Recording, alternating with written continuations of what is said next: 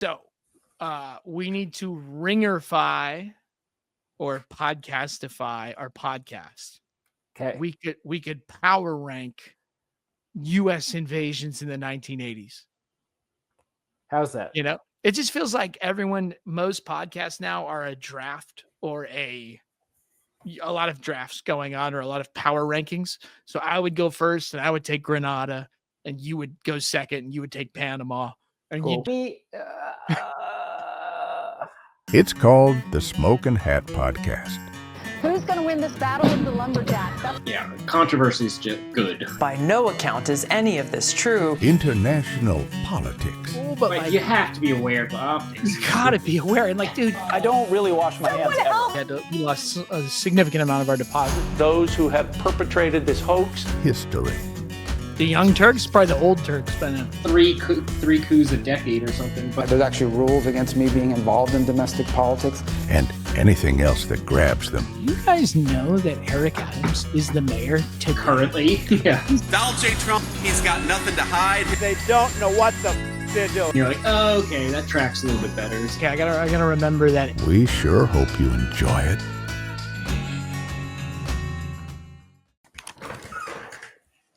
All right. Cool. That felt a lot like Naked Gun when he goes into the bathroom with the microphone. It's still on because I heard the whole thing. That was great. Yeah, well, so I wonder about Jordan. Her whole office setup is here now. Okay. This you're in it right now? Yeah, because she, for my birthday, sort of set up this gaming den. Right. We're doing reruns at this point. Yeah. I don't know. It's all right. The audio's not usable, so it's gonna be fine. But What? How bad's audio? no, I don't know. You tell me. Whatever you're hearing is how bad the audio is. So you sound great. I have this bad audio interface. No, it's gonna be Crap. Good. Yeah. Well. All right. do we Anything got? else? Yeah. Anything else going down Mississippi way? Oh, I had an idea. yeah. Okay, so we need to ringerfy or podcastify our podcast. Okay. We could power rank U.S. invasions in the 1980s. How's that? You know, it just feels like most podcasts now are a draft or a lot of drafts going on or a lot of power rankings. So I would go first and I would take Grenada and you would go second and you would take Panama. And Cool. you do 5 minutes, and then it kind of feels sinister though, right? Like it doesn't apply, but we could do drone wars, top 10 drone strikes of 2012. What do you think? Yeah. It feels bad. That's a terrible example, but yeah, I mean, sure. I got things going on in my mind that I'm kind of preoccupied with. Yeah. It would probably give me some more vigor to talk about. I mean, Yeah. those folks in DC, they're so far from me as Yeah. Farmer Jimbo. But yeah, I mean, I'm not opposed. Yeah, I like that. In fact, It just seems like all podcasts and all content is kind of funneling towards the same place. And if we, the way we would keep up is we would power rank Al Qaeda affiliates. wait. So am I supposed to power rank like you? These are content ideas. There's no bad Yeah, ideas in no. the brainstorm. I mean, power ranking. I think power ranking's a good concept. I think. Okay. I'm trying to think. You got to leave it up to the person to power rank what they want to. Right. Oh, okay. So you would pick the topic. Yeah, I gave you my top 5 of what I am interested in. Okay. Oh, okay. Interesting. So you would power rank your potential power rankings? No, I would say, hey, Very Keenan, meta. here's my top 5 like Japanese farm implements. Okay. Great. Oh, so you would make the list. Yeah, Oh, great. I love that too. I would tell you, here's number 5. It's the Jang Cedar. That's actually Korean, but Okay. it's Already kind of broke the first influenced. rule. Okay, great. But it's kind of influenced by the Japanese, and I'll tell you why later. Here's number 4. History. I might run out of those things because most of the things I use, are Japanese. But Yeah. I mean, I think it would be better if you leave it up to the person. Okay. I love it. But then we could have the drama in the moment of here's our topic. Yeah. Let's go. Somebody being like, no, are you kidding me? Number 3? Yeah. How dare you say Al Qaeda in Khorasan was stronger than, whatever sort of.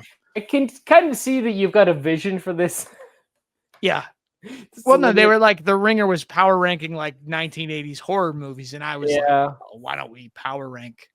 That's a great concept. But it does feel like it might not be applicable to whatever our topics are. But I mean, I can crass. Yeah, I can also like off the cuff hip fire. Like, yeah, those guys seemed worse than those guys. Yeah, that's great. I know. All right. If only Orion was not way up in the Catoctin Mountains, we would have a third party to weigh on this. But that's all right. And, John Fetterman almost didn't come to the vote. I was reading an article about how sad he was and how he doesn't leave his office very much anymore. Oh, and he doesn't dress appropriately to go on the Senate floor. Oh, is that new? So when he voted on the reopening the government, he walked into the doorway and gave a thumbs up, and then he left. We've got like a pretty bad history with those folks. Like Kristen Sinema. Yeah. Didn't she do the same thing? Yeah. Yeah. No, the Democrats have a lot of people who are very interested in not being Democrats. And the Republicans have no people who are not interested in being Republicans. Yeah. It's tough. It's like, who would the 8 Republicans be who do the right thing? Like, there's none. So what do you think about this guy, Graham Planter from Maine? The tattoo fella. The guy who like was in the military and then the kind of tankies on Reddit are like, oh, well, how could you have worked for Blackwater and not recognize the evil of American Empire? And it's like, I don't know. Like a lot of the people who worked for Blackwater need the money. Yeah.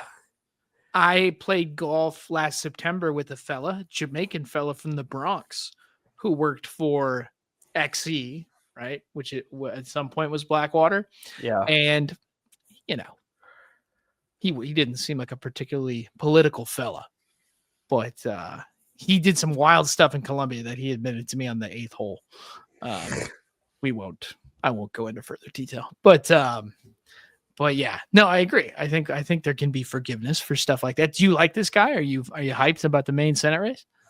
I think he looks exciting. I think his discourse is kind of populist. I don't know. I mean, no, I'm not tracking it tightly, but I don't know. It seems like, it's better than sort of, and I don't know if you're just better than Hakeem Jeffries by dint of not like being there for 30 years or however long. Right. How long do you think it gets you to be absorbed into the blob? I think we'll find out with Mamdani in New York pretty quick, right? Like, I think being a mayor kind of insulates you. Oh, really? Okay. From there's a lot of interest groups in New York. You got to keep the police happy. You got to keep the landlords happy. Although he sounds like he's not going to, but he's retaining the police commissioner. I don't know any of this, but I don't either. So. I don't know. I mean, he's kind of exciting, like on the low. Susan Collins be great. He would run against Susan Collins. Yeah. Right? So who's like pretty reliably underwhelming. There's a lot of old senators. That's what I'm seeing. Yeah. Angus King's 81 years old. So I'm derailing us. What do we got? Yeah, let's cook. All right, here we go. We saw Donnie. Hang on. All right, let me know if the audio goes bad again. Here we go. Add to stage. Okay. Trump wants the stadium in DC named for him. Hang on. Cool. So the Commanders. Did you ever go to a Commanders game when you lived in DC? No, they were called the Chiefs. The Redskins. The Redskins. Fuck. Yeah. And then briefly, they were the Washington football team. And now they are the Commanders, the Commies for short. They're building a new stadium, $3.7 billion stadium. They're owned, I think, by someone who's pretty friendly with him. And Donnie said it would be a great idea if they named the stadium after him. The old stadium in DC was RFK Stadium. Right? Yeah, they started to blow it up. It's been there forever. I used to bike past all the time. And I think the new stadium's going to be there, right? I think it's coming back. Yeah, there's been a huge controversy over like what they put there. Will it be mixed use development? Will it be like affordable housing? Blah blah blah. Bowser is kind of chronically in trouble over this. But I think who's coming up? I think it's not Robert White. Robert White is challenging what's her face? Eleanor Holmes. What's her last name? There's a couple of changes happening, I think, in DC politics. I mean, the shadow senator, I think, is for sure up for grabs, and I don't know what else. But yeah, do people want the job of the shadow senator? Is that appealing? Nah, I don't think not really. But she's pretty old, so it's like one of those things where it's like maybe we just shouldn't have a 85-year-old who's going to die in office. It's dangerous thinking there, James. I don't know. How old is she, Eleanor Holmes Norton? She is 88 years old. Wow, good for her. Good for her. Love seeing people staying engaged. That's great. Yeah. She's probably too old though.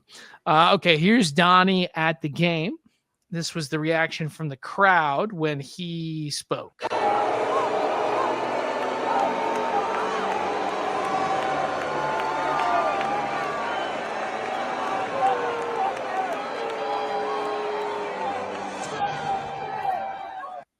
Now, maybe all the Republicans sit up high, but it seemed like a lot of people down in this section were angry with Donnie.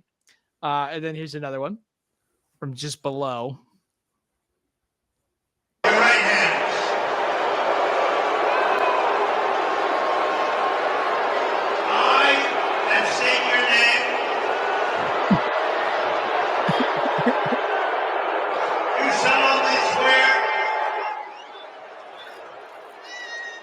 Support and defend.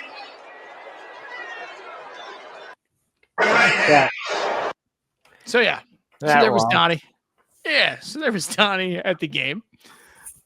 They're laughing with me. They're laughing with me. Okay, and then what else we got here? Put this together yesterday. Oh yeah, great. And then he went into the booth during the football game and started talking about how they inherited a mess. Our country has over 17 trillion being invested in it. Prices are coming down. And I think this is Kevin Harlan. No, it's a different guy. Who is that? But anyway, these guys were not prepared. So Donnie just kind of bullied them in the middle of the game. And then the last one that we had here, they flew over the stadium very closely.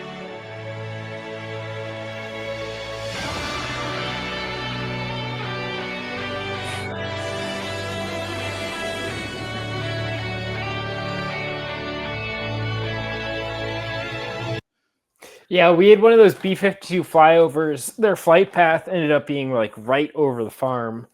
Oh yeah, for an Ole Miss game a couple weeks ago. It was pretty obvious what was happening. It was a little disconcerting at first, and I was like, it's about a Saturday at like 3:00. I bet that's a flyover. It was a B-2? Oh, it was a big boy, yeah. Yeah, whoa. All right. So yeah, he was flying back from Mar-a-Lago. He had been golfing and then having a Great Gatsby party Saturday night. There were women inside of giant martini glasses spinning around. And then while the government was still shut down, he flew back to DC, flew over the stadium, went into the game. No, that happened. Okay. And then we had Angus King and the gang of 8 heroes opening up the government. He went on Morning Joe and discussed why he did it Monday morning. And I think you'll find this very compelling. The strategy was at the beginning of the shutdown, there were 2 goals, both of which I support. One was standing up to Donald Trump. The other was getting some resolution on the ACA premium tax credit issue. The problem was the shutdown wasn't accomplishing either goals, and there was there was zero likelihood that it was going to. In terms of standing up to Donald Trump, the shutdown actually gave him more power, Exhibit A being what he's done with SNAP, and SNAP benefits across the country. Oh, by the way, Joe, you're going to love this. Guess who's getting paid during the shutdown? Not the park rangers or air traffic controllers, the ICE agents. Under special law, under that big, awful bill that they passed last summer, the ICE agents are being paid. Nobody else is. So standing up to Donald Trump didn't work. It actually gave him more power. Well, Joe, you have to go back to what the strategy was. So anyway, standing up to Donald Trump didn't work, even though just 5 days before they had the largest Democratic electoral victory, since 2018, since maybe before that. It's looking like a bellwether change, yeah. But what's a bigger bellwether change? You see, Ahmed Al-Shara is on fucking Fox News. We're about to get to him. But that's okay. We got our rundown. What was? Did you like the shutdown? Are you unhappy that it ended? What are your thoughts? I mean, I had some friends in DC who were pretty unhappy they weren't getting paid, which makes sense. So I get it. I mean, I'm unhappy personally for, there's payouts from the USDA that I'm interested in, but also those were not coming. No, and also SNAP benefits. Right. I don't know if here's the thing is if I thought the Democratic Party had any spine to actually use it effectually to get something changed, yeah, I would have been more behind it. But it's I think it was more of a show and it was never going to do anything. And I'm like, all right, well, you made it last 1 week, 2 weeks, 3 weeks. Right. I don't think there was any. I personally don't think there was any hope of getting the ACA payments actually going through. Yeah. I think it was so you could show that we tried not to, and then what was interesting was my thought is that if you weren't willing to actually go through with it, then don't do it. But what was about to happen, I flew on Sunday. We went to the Notre Dame game this weekend, so I flew from South Bend to Newark. Yeah. And I was talking to the check-in lady, and she was saying Tuesday, everyone's going to miss the second paycheck. People are definitely going to stop coming in. Newark was already a disaster. There were 42 planes in the taxiway or whatever that word is. And things were about to, I think the air system was about to really collapse. Hit the fan, and people were about to lose their SNAP payments, and there was actually about to be pressure, which is not a pleasant thing to experience. Right. So the fact that they just didn't tie those things tightly enough together, that here's why this is happening. They're refusing to extend the tax credits, and then all this bad stuff is happening. If they would just do that so that all these people don't lose healthcare, then everything would work again. But they didn't. And then Angus King goes out and gives that kind of interview and just says it didn't work. You're like, hey, man, none of the messaging works on this at all. Things were good. All the polling was blaming the Republicans for the whole thing. And now all of a sudden we sit on all of it. And now everyone's killing each other. Yeah, and it's our fault. Right. Exactly. Yeah. So I don't know either. It's a risky thing, and it's a lot of pressure to inflict. But what was interesting was they made it about the ACA tax credits because they needed to make it specifically about something. But there's so many things you could have made it about and said, hey, these 4 things have to stop. And what else was there? Because to me, right, if you're just sitting here in Mississippi and you're not really paying attention, it was oh, they don't want to release the Epstein files, or oh, they don't want to do the ACA subsidies. So what else is on the chopping block, or I don't know. I mean, I don't know. I just feel like you could make it about ICE raids. You could make it about anything. My thought is that if the Republicans were doing it, they would have made it about everything that's salient, whether it was actually about that or not. It's that whole thing where Republicans or Democrats are here's the actual situation. And you're I don't know that that's hugely important at this point. You know, like make it a grandstanding event. But if you were never going to go through with it before things got really dicey, which is when you would have had the most leverage. I mean, when things got really dicey, you could have said this can all be over if we don't take away healthcare for 15 million people. But we didn't quite get there. And then these 81-year-olds who are all retiring or not running again, plus Tim Kaine, decide this is done. But non-radical people like Mark Warner and Chuck Schumer end up voting against the bill. It's just all very bizarre. So clearly the Democrats just didn't have a strategy. We're not unified on the strategy. And you end up with that Angus King interview. And then Jean Shaheen, the New Hampshire person, said at the beginning of the shutdown, one of her constituents is if they didn't have the ACA tax credit, wouldn't have gone to the doctor, wouldn't have caught their cancer, they would have been dead. And she said, I won't break. And then she was one of the first people to break. Yeah. So, yeah. So anyway, there's the government shutdown. Let's talk about the Syrian president. Yeah, Mr. Shut up. Let's start with a surprise one. Maybe you saw this. Hoopin. Oh, yeah, I saw this one. Yeah, with CENTCOM. Hooping it up with CENTCOM.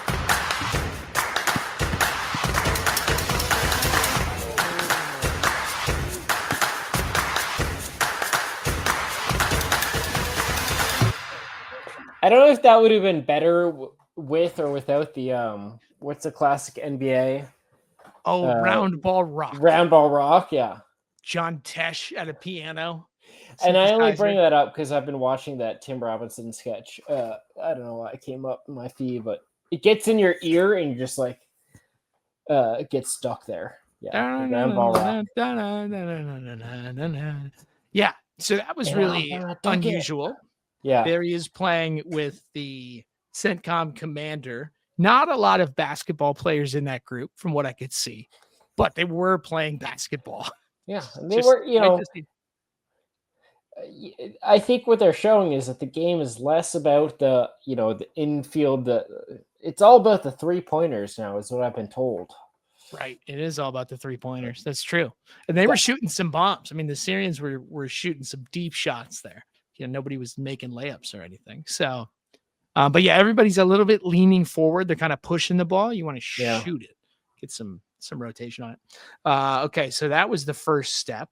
Then we had an intrepid reporter go to the Syrian embassy in DC, which it seems had fallen into some disrepair. So let's take a look.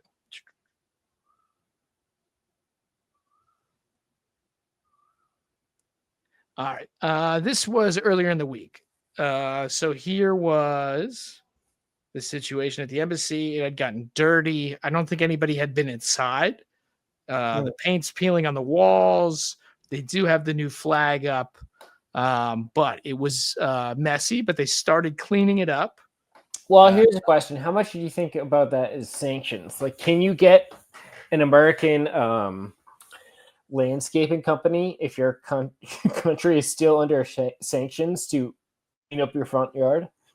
I'm not smart enough. When they were under sanctions, they're still have the embassy. I think the Caesar bill is still in effect. Oh, really? Donnie was talking about lifting. He said a lot. I don't know. Donnie if he said a lot, but no. That's true. I don't. But there's a $10 million bounty on Shada's head. And as of a year ago, I think that's gone. But yeah. I wonder, if there's like some weird thing where it's like you cannot pay anybody to clean up the embassy's front yard. Also, a lot of the embassy's front yards look like shit, having lived in DC for a long time and biked around and jogged around. Saw that. I saw the Tunisian embassy when I was there in January, and man, it looked really bad. Yeah. So, I mean, that's got to be one of the most valuable real estate holdings that the government of Syria has. Where is it? Do you know what street? It's a great question. I don't. But we could probably find it. We have the internet. Let's see. Calorama. All right. It's kind of near. Oh, that's a pretty good spot. How far is it? All right. West of the river. Okay. Here we are. No, it's not. No, it's not. Sorry. I thought it was west of the Oh, you know what? I'm looking at the UN. Not a bad spot at the UN though either. No, it's like right there by DuPont, man. It's pretty Okay. close. Yeah, that's where it, like, blocks from Obama theoretically. Oh, and he could just go up there to Madam's Oregon if you wanted. Oh well, yeah. Fun times to be had. It's I thought it would be north of Rock Creek, but it's not. Cool. Yeah. Wow. Yeah. Okay. I've So- theoretically been by that place hundreds of times. It's pretty unassuming. There you go. It was the home of former U.S. President William Howard Taft, who died in the building in 1930. There you go. Syrian Civil War. Okay. Not going to do the full wiki. All right. So that was that. Then he went to a big meeting with a bunch of Syrian Americans. I think the night before he went to the White House. There's not much here, but just a big ball.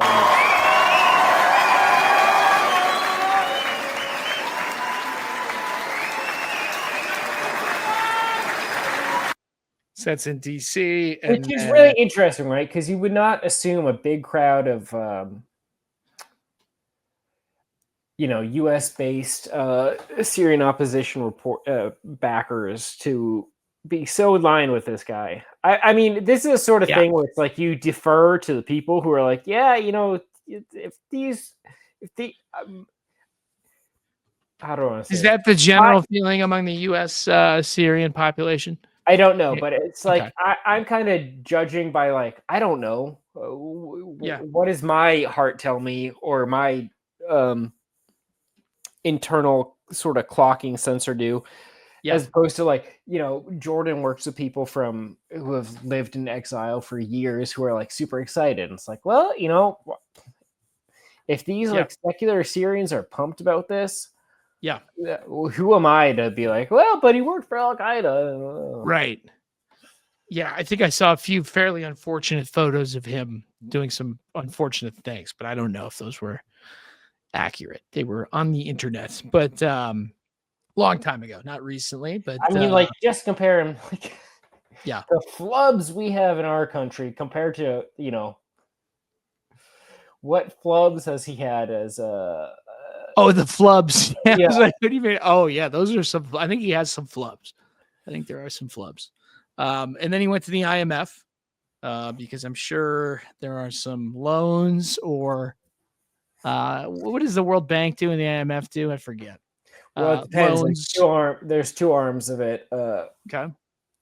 Would have to ask Noah. I don't know. But I'm sure they're in need of some loans and what they mostly, the biggest thing that's on their block is getting the Caesar sanctions lifted. Okay. And that's the whole reason behind the tour right now. And he met with what's his name? The guy who wanted to go back to work for the IDF, the guy with one leg. I don't know. He said the senator with one leg, I don't know, who's like a big IDF booster. Anyways, the lady? No. From Illinois? There's another senator with one leg? Okay. Yeah.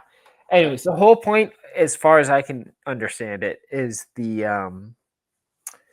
this tour, and probably every time he comes to the States, is they want to get the Caesar sanctions lifted, which is why, they can't get, I think, like airplanes and fuel and all this other like big ticket like infrastructure items from the US. Anything that has to do with the US is tied up. Right. And but the Caesar sanctions were targeted at the behavior of the Syrian regime, right? So it does seem but somebody has to at some point carve a line in the cake and say like, well, that's not this. Yeah. This is a new flag. Yeah. But yeah, right. Yeah. I mean, it's a hilariously bureaucratic thing. And William Howard Taft's home. New flag. Okay. And then we have an interview here with the former special envoy. No, is that the wrong word? Special representative to Syria, James Jeffrey. Oh, James Jeffries. Yeah, I used to see him in the office all the time at the Washington Institute. Oh, really? Yeah, big Boston accent guy. Big friend of Turkey. Love it. Okay, great. Let's just hear what he has to say so that we can have something to talk about here. Sometimes he's a bit more competent in longer planning than one thinks. back in 2018, when I was with the Syria envoy for Trump's first administration, we identified Shara, his organization, Shara. Hayat in Idlib, Boston. as strategic territory that had to be held by the opposition, specifically al-Jolani, now al-Shara. We didn't have a direct relationship with him, but we very much wanted him to succeed. And of course, we didn't imagine he would succeed as brilliantly as he did in December. Now, President Trump is leading the international community to embrace this guy, not because he's the best guy in the world, but he's the best guy we have. Yeah, I mean, again, I find what you're saying quite extraordinary, given his history with Al-Qaeda, with Al-Nusra, with these various terrorist organizations, you know, his own history going back all the way to when he was a bomb maker in Iraq, the years he spent in these black prisons in Iraq, being moved from one prison to another, the fact that he has American blood on his hands. As you say, you know, he might not necessarily be the best guy, but he is the only option right now. So should he be trusted and seen as some kind of pragmatic Islamist? Well, first, trust but verify. And so far, he's done well. We were not happy, nor was anybody else, with the large-scale killing among Alawites in the west of the country back in the spring, and then the outbreak of fighting in July in Soweto with the Druze. But nonetheless, in contrast to Assad and his minions, or Saddam Hussein and his minions, or Gaddafi, al-Shara stopped the fighting, pulled back, has investigated it, at least halfway, and we haven't had a repeat. That's a step in the right direction. But more importantly, we took a decision after 9/11, President Bush, that we were not going to say once a jihadi terrorist, always one, but rather we would open the door for them to come back. I don't remember that step. Did he say after the Bush administration? Yeah, I don't remember that sort of like welcome back to the fold, anybody. In 09? Yeah, I don't know. Or at any point. But yeah, it's also kind of interesting imagining that sort of, I don't know, that accent. I'm thinking about like sitting in a room. Well, no, it's about like, well, we're, you know, all Protestants, you know, they're okay for now. We'll see. Just like imagining sort of the internecine civil war that the rest of the world has experienced. And I guess we haven't since when was the big one in Europe? The not the Huguenot Wars. But anyways, that sort of accent just talked about the like analyzing the same sort of shit that we've had going on in in the Christendom for a while. Yeah, I know. He was an all right guy, I gotta say. Worked with him. James, that guy. Jeffries. Yeah. Okay. All right. Well, he went to the White House. Now, did you see? I spotted it in the photos. Let's see, 6'7". Trump. Which I can't believe you didn't get.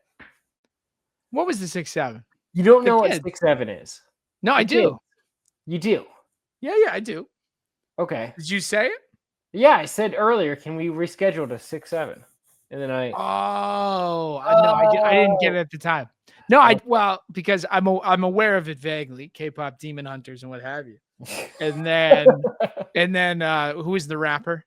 Yeah, that's how it came. So you are familiar with it from like the genesis, not just like I've got a 10-year-old now and. Right. No, Shay, my daughter does not know. Right. I figured, not locked in on that. Okay. But okay, so Donnie gave a big tour of the White House, of the new Oval Office, adorned in gold leaf, and with Laura Ingraham. And he was walking around, and Laura Ingraham was like, "Wow, look at all this! You can't get this at Home Depot." And Donnie was like, "No, you sure can't." And then somebody matched up the items, and they had clearly maybe they gold leafed that with a real gold leaf, but the fixture itself is $58. Which is interesting because the only Home Depot in DC is like in a kind of annoying place to get to. Like it's not a glorious trip Not that any of them are. Urban Home Depots are always tough. But urban Home Depot, oh god. Yeah, fucking parking it's- garages and you're underneath and yeah. No, I go to one in New Jersey. I go over the bridge and there's just a big shopping center with a Home Depot and a Lowe's side by side. Oh, really? And sometimes I go to both. Oh, dude, but are you team Cobalt or what's the Home Depot? No, please. I'm from Milwaukee. My father supplied Milwaukee power tools my whole life. You know, the biggest, their big factory now is in the Delta. My father used to go to Greenville, Mississippi all the time. That's right. Yeah, we talked about that. Yeah. So anyway, shout out to the Delta. We're unfortunately a Makita family, but who knows? Tough break. I got a couple buddies who work in Milwaukee as well. So yeah, shout out to them. But the heat, I use a couple heat guns in here and they just eat those batteries. I get a half hour. It depends what you're doing. Yeah. Depends what you're doing. Yeah. But anyway, so these fixtures available at Home Depot, $58.25. Maybe they gold leaf. Somebody in the comments said, "Oh, you can't buy gold leaf at Home Depot. You have to go to an art store for that." And I said, that really doesn't make it better. If you go to Blix. So it's like a Home Depot Blix crossover project to adorn the White House. Doesn't really. Hobby Lobby. Does Hobby Lobby still exist, or did they get gutted by that ISIS lawsuit? There was a lot going on with Hobby Lobby, right? Yeah, I feel like they went to the Supreme Court for some reason. They were discriminating, and then what was the ISIS thing? They used to fund ISIS. No, allegedly. They ended up. Hold on, I'm not. I want to test this without googling it. Okay. Google won't help you. The family ended up in control of some artifacts that were like Christian related from the Middle East, right? This is getting very sectarian today. Who was the middleman? Was like ISIS was just like, how much can we sell this for? And I'm gonna Google it, but there was for sure a connection. Hobby Lobby purchased thousands of artifacts smuggled out of Iraq. Yes, there we go. And I remember this because I've been to the Museum of the Bible a couple of times. They paid a $3 million settlement. Yeah. Where's the Museum of the Bible? Oh, it's not southeast. It's in southern DC. I don't know which side of South Capitol. No way. Yeah, it's great. They used to have like a live action like flood of the Ark. And this is a Smithsonian? No, it's not, dude. Are you kidding? It was free. It was fun. And then I think they started charging admission. But I went a couple of times and was free just as like a really interesting interactive what Jesus threw the moneylenders out of the temple, just so we're clear. Yeah, but not the ones from Ohio. That's right. Those are the good ones with the Ark. Okay, so there you go. Home Depot, Museum of the Bible. We got a Gaza update. Trump has promised peace for Gaza. Private documents paint a grim picture. Somebody leaked a 67-point slide PowerPoint. And I love this. This is the smoking gun right here. Phase 1, and then the arrow, question mark in the arrow. It's just God, life is just like freaking South Park. It's like the what do you call them? The underpants gnomes, right? Yeah. It's like steel underpants. Question mark, profit. That's where we're at. So yeah, we have a left side and a right side. The slide looks great, but somebody added a question mark. And honestly, there's not a ton in here other than the question mark and some quotes, anonymous quotes about how this is going to be very difficult. Right. But it does seem that some form of the crazy Gaza peace plan that's been floating around, maybe not quite the full Trump Riviera with the Tesla Gigafactory, but something like that is on the agenda. It looks like there was one other slide in here. I didn't save it. But anyway, so this is the plan. And then Mike Waltz went to the Security Council and told them it's either this or war. So our question mark is the plan. A bunch of people wanted to have input at the UN. Our friend Mike Waltz from Signalgate fame basically put it down, and a lot of people had notes. They wanted more detail. There is no detail, but it needs to be adopted or else Netanyahu's going to start the war again. So anyway, so that's going. What do we got with Tom Barrack? Yeah, let's talk. I think it's Tom Barrack. Tom Barrack. Oh, Tom Barrack. Okay. Not too confused. Fair. I'm pretty pumped about this. So, Tom Barrack is our Syria envoy at the moment. Yeah. Here he is at a conference. And not the envoy to the coalition, which is what is the state of the coalition at this point? I don't know. Oh, interesting. So those are separate things.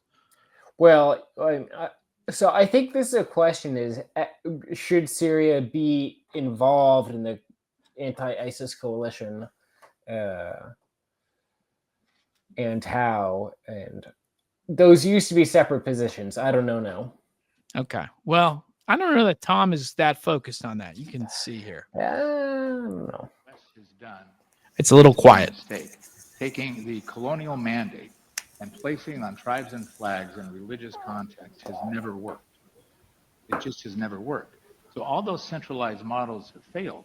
What's worked is benevolent monarchies. They have.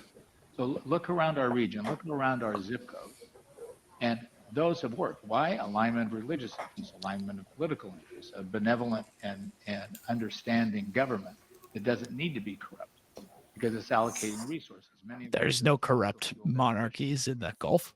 So this president has gone to lessons learned and said since 1919, since the Paris Treaty and the San Remo Treaty and the Oslo Treaty, every treaty that has imposed these Western standards has not worked, right? Since the fall of the Okay, so there's Tom Barrack at a conference talking about desecrating democracy. Going full Samuel Huntington, tribes with flags. We're doing it.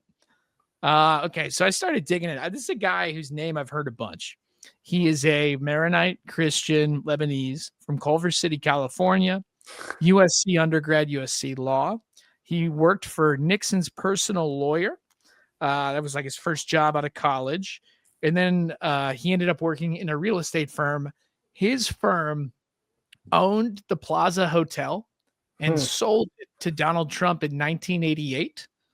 The film Home Alone 2 was filmed in 1992. Trump famously in the scene with Kevin McAllister telling him to go down the hall and turn left. Yeah. This is what would have happened had the Bass Group not sold it. It's Tom Barrack telling Kevin McAllister where to go. Yeah. In 1990, he founded a thing called Colony Capital. He owns Neverland Ranch, among many other real estate holdings. In 2009, he negotiated drilling rights with the Minister of Petroleum of the UAE. In 2010, he bought $70 million of debt from the 666 Fifth Avenue, which was the thing that ruined the Kushner family and I think got Kushner's dad in jail. In 2012, he had owned Paris Saint-Germain, which is now, I think, the richest soccer club in the world.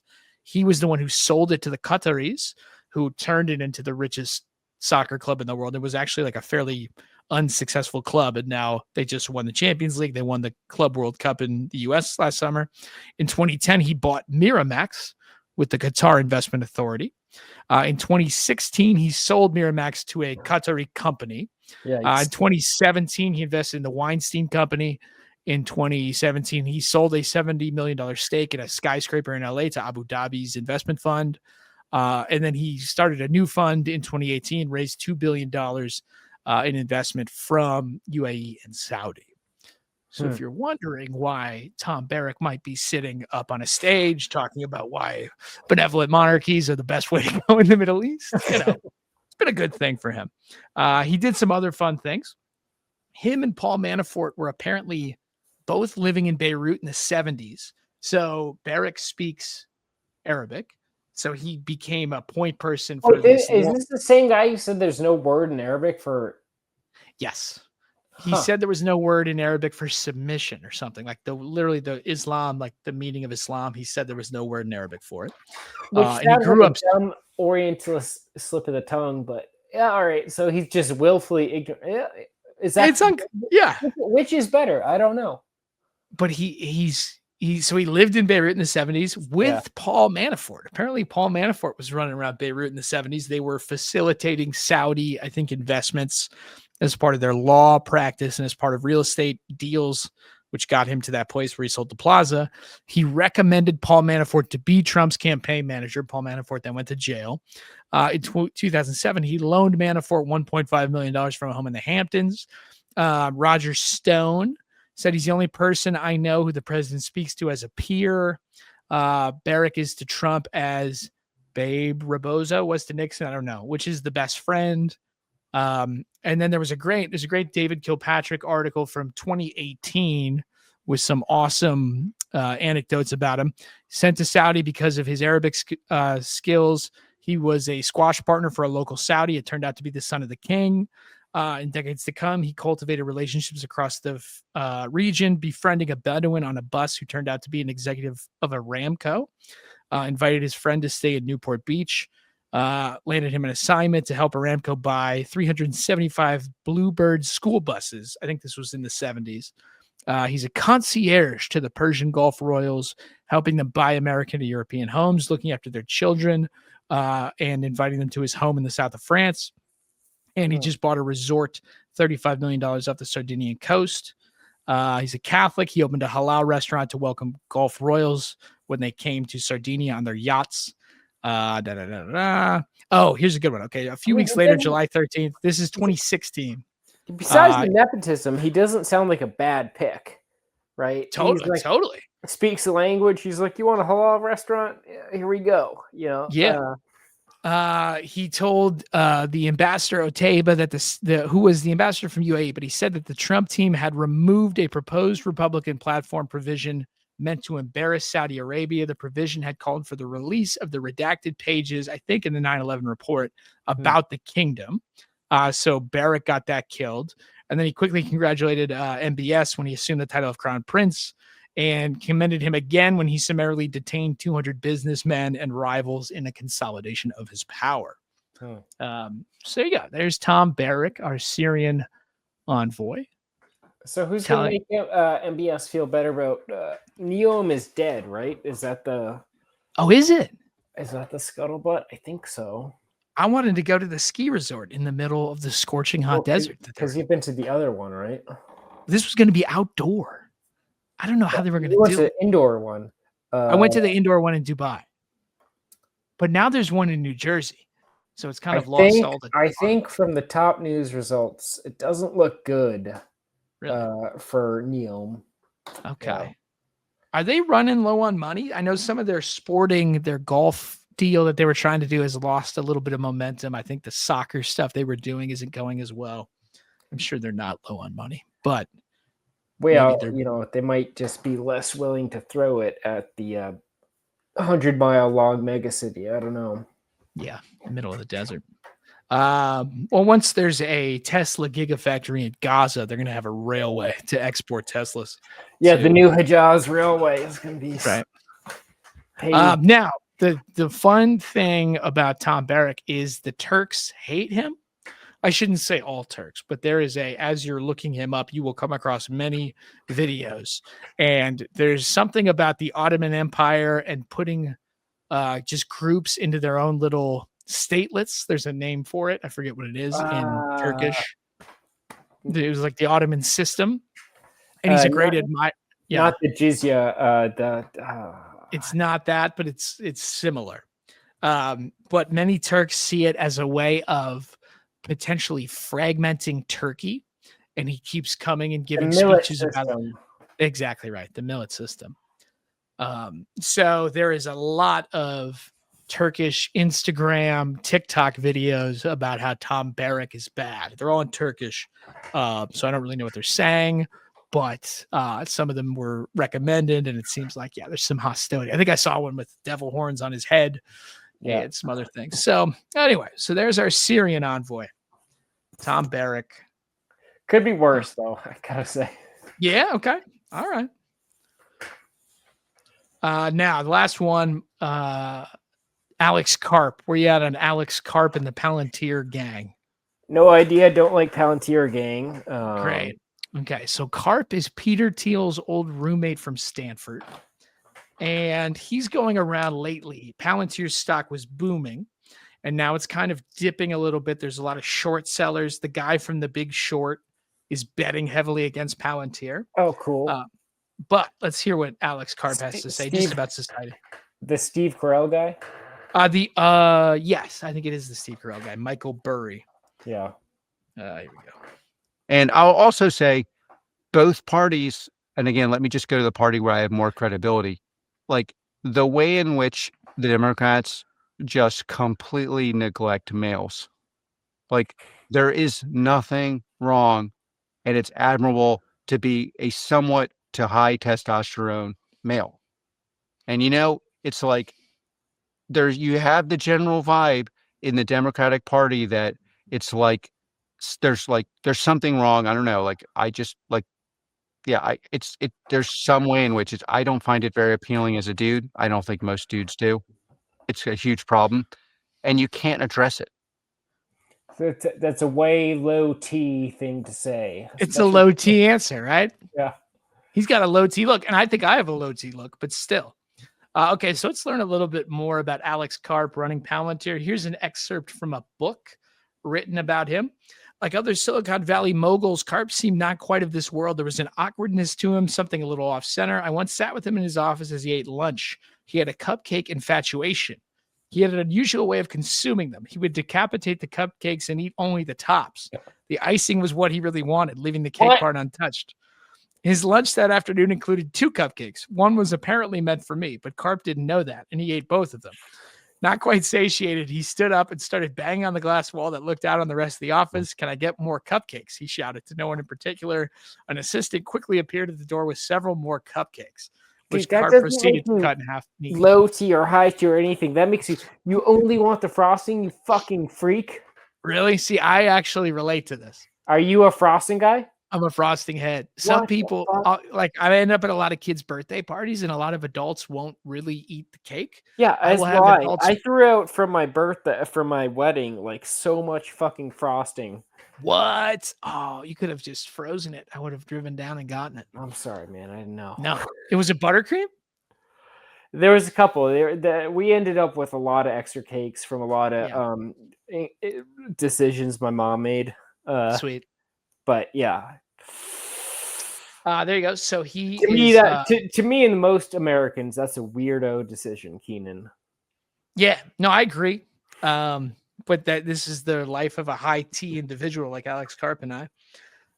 Okay, I still can't believe I haven't been shot and pushed out a window. Karp told us he's a paranoid fella. He meant the feeling of inevitable doom that had plagued him since school. If the far right comes to power, he would certainly be among its victims. Who's the first person who's going to get hung? So this was him before he kind of pivoted to the right in the last couple of years, along with Thiel.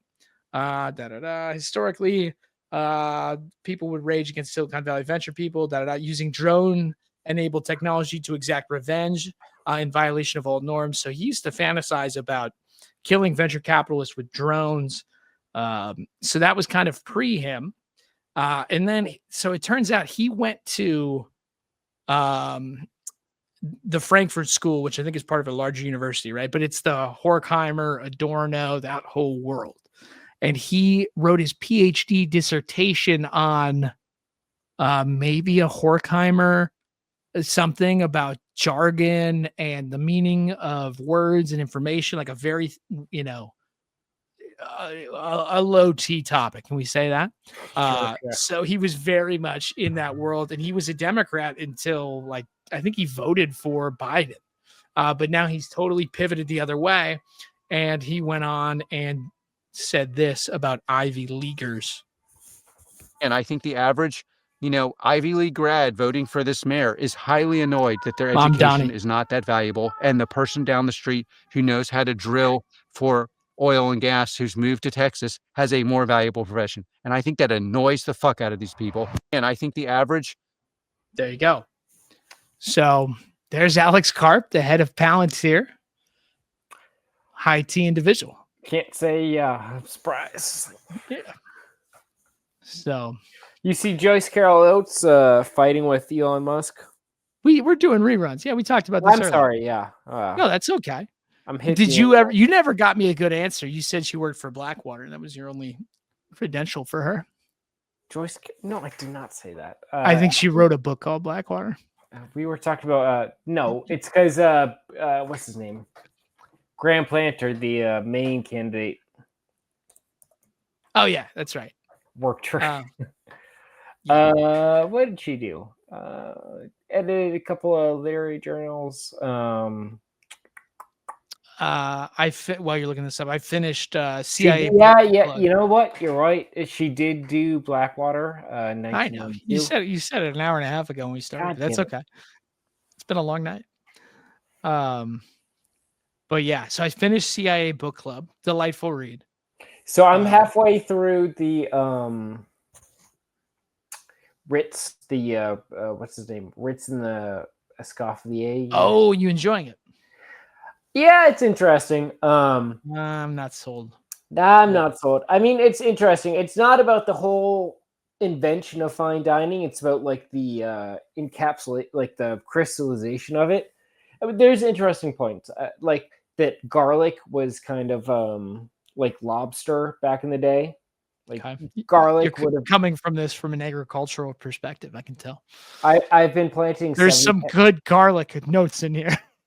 Well, no, I mean, there's bad garlic, there's good garlic. I can see in any case like that you would say like, oh, garlic's like the Italian low food or whatever. I am also in the process of planting 70 pounds of garlic, so I have thoughts about it. So I was walking down the street the other day.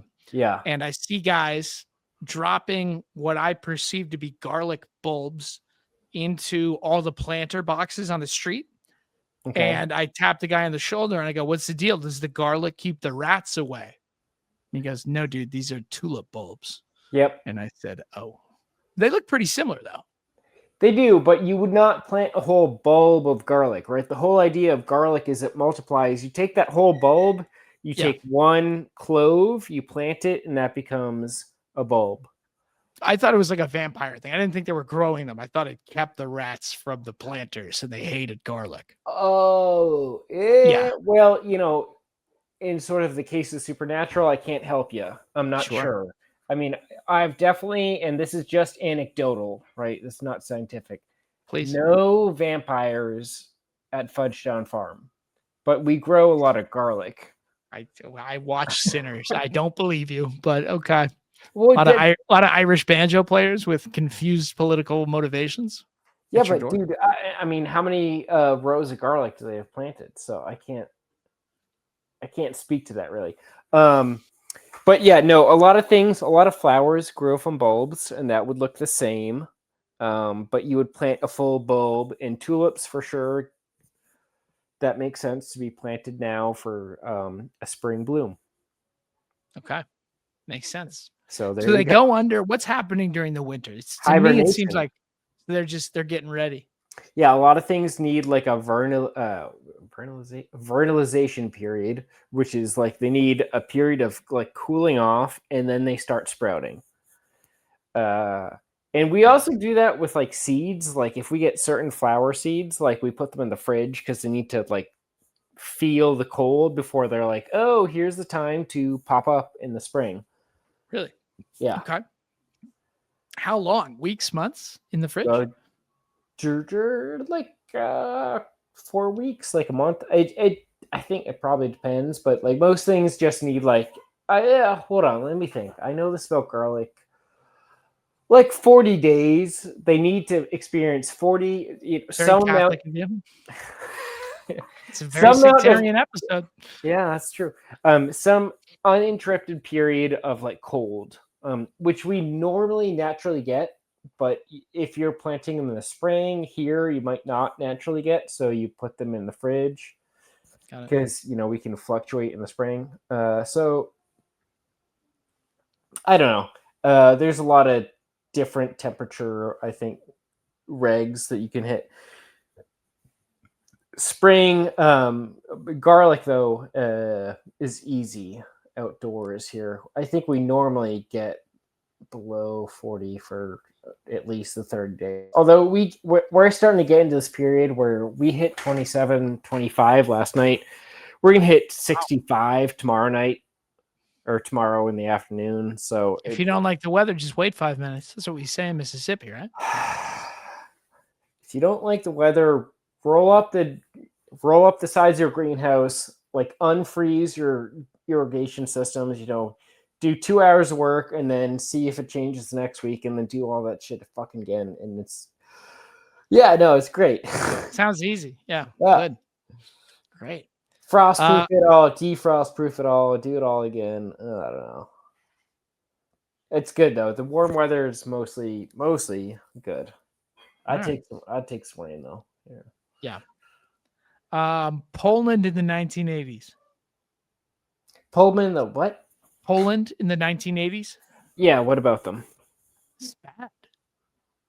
I think I was unaware. I think I had Poland as sort of 60s, 70s, not good, and then things were gradually getting better. But there was a military takeover, I think, in 1980. A priest was leading a congregation kind of against the government, but the country is so Catholic, there was nothing they could do about him. And some security, I forget the name of the Polish security force, KGB equivalent thing, but they beat him up. They pull over his car, they beat him up, they tie his feet to weights, throw him off a bridge into a river. And it's a big to do. Father Jersey, I believe. But anyway, yeah, pretty rough and tumble over there in the 80s. But a lot of underground printing going on. A lot of you're talking about the CIA book club, yeah. Yeah. So no, I think it's good. I don't know if it's Escoffier Ritz good, but it's good. That's interesting. I mean, like we don't really what type of priest was he? Was he affiliated with the Brotherhood or? That's a good question. Seemed diocesan. They didn't. I don't think they said any affiliation, but he was like the most famous guy, and he was the only one speaking out against the government. But the government couldn't really do much with the Catholic Church, right? Because they were comparing. Never came up in the Jesuit background. I mean, maybe we were focused on our geographical proximity, which was to Latin Central America, but the Jesuits never kind of brought up like the World War II stuff. What is the World War II stuff? I don't know. That's Okay. We always heard in the Midwest, the Jesuits, many of them were killed by the Native Americans. Jean Brebeuf of Brebeuf High School in Indianapolis was skinned alive and cooked. And that's hilarious because in Boston, you never got that. It was more about like Father Pedro Rupe. Father Arupe came up a lot as well, but yeah, in the Midwest it was French Jesuits going into the interior of the country, and they like settled a lot of the towns, like in Milwaukee. That would have been the first contact. Yeah, Marquette was a guy, and Brebeuf was a guy, and then Notre Dame, those were French priests too, and they did the same deal. They got to like central Indiana in 1830. And there were still a lot of native people around. My buddy got married in the small church at Notre Dame. There's a giant basilica, but there's a small church, and the small church has a priest, a giant painting of a priest, and then 20 Native Americans on the ground looking up at him in awe. And I don't know if you could get that painted again today, but it's in the log cabin chapel at Notre Dame. So, yeah. Interesting. Anyway. All right. Anything else we need to cover? I'm going to go read orangefarmequipment.net. Well, there's two, right? Yeah. I'm a Kubota guy. Oh, good for you. Nothing runs like a deer. And no, man, I think that's all I got. I mean, we're kind of happy. I mean, the underside of this is like, food benefits go back into effect, and we think a lot about that, but fucking people who need ACA subsidies, their healthcare not cost a lot. I don't know, man. No, dude, now I'm buying the healthcare on the Obamacare exchange, and it's a expensive, horrible product. It's crazy. Yeah, like no doctors take it. It costs a ton of money. And And if you're at the end of the line, like none of this is good for you, right? So I don't know. Yep. Anyway, whatever.